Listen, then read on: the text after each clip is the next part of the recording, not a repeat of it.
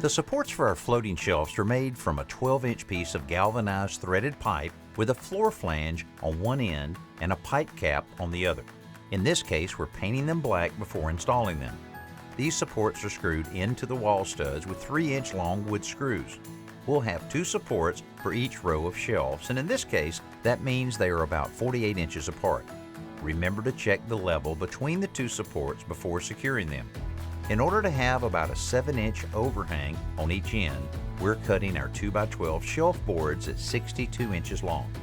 After sanding the boards, we apply a coat of stain to all sides of the wood. Let it dry and apply a coat of clear polyurethane to all sides. Once they're dry, you can put them in place to complete the shelves.